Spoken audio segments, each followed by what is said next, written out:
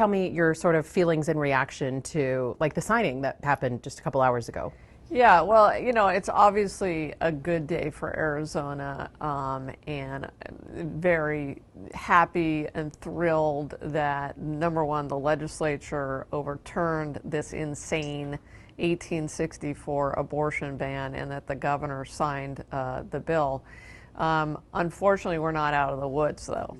We still have the potential for the 1864 ban to go into place, because the repeal of the ban doesn't become effective until 90 days after the legislature leaves their session. So that means that ban could still be in place between June 27th, when it is scheduled to go into effect, and the date that the repeal goes into effect, which could be August, it could be November, who knows, maybe even December, depending on when the legislature exits. So I talked to the governor about that potential gap just last week. Is there a good possibility that this stay would remain in place to sort of... We're working very hard to try to keep the stay in place, or to get the Supreme Court to impose or implement a stay in its own 1864 decision, pro-1864 decision. And so my office has filed a request that the Supreme Court issue a 90-day stay for us to be able to consider an appeal of the decision to the United States Supreme Court. And so that would take us out into, potentially late July, maybe August, if we got that 90-day stay. Ultimately, what I think the Supreme Court should do, and we also are filing this motion, the Supreme Court of Arizona should just stay the 1864 decision. They now know the legislature has decided to overturn the 1864 abortion ban. There's no reason for the Supreme Court to allow this chaos to happen in our state. And so we're asking them to just put a stay on it until the repeal of the 1864 law can go into place. That's what makes the most sense for our state. What's the likelihood of that happening? I don't know. We'll see. I mean, we're working as hard as we can to get the Supreme Court to see it our way. But I will promise you this: if they don't, we will look at every legal avenue available to us to stop this 1864 ban from ever going into place in the state of Arizona. There's just too much at stake. A woman is going to die in Arizona if that 1864 near total abortion ban goes into place. We know that because doctors and chief medical officers in hospitals across Arizona have told us that. They have told us that because they are already, under the 15-week ban, having to make unbelievably difficult decisions when a woman comes in with a pregnancy that is in crisis or is threatening her life.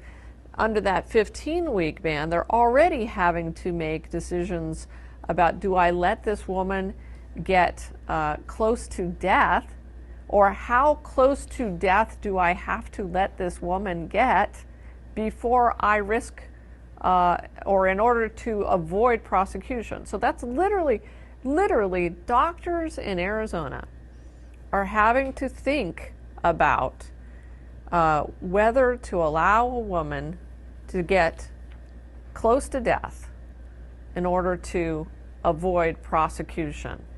And that is utterly and completely unacceptable and absolutely insane. And the vast majority of Arizonans do not believe that doctors should have to consult with their attorneys before providing care to a pregnant woman.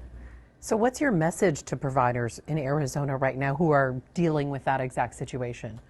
My message right now is that that 1864 abortion ban will go into effect on June 27th. And unless I'm successful in getting the Supreme Court to stay its decision, that abortion ban is going to go into effect for a couple of months. And so we need to be preparing for that possibility. I am going to fight like hell to stop it. I'm going to fight like hell to protect the women of this state and our doctors.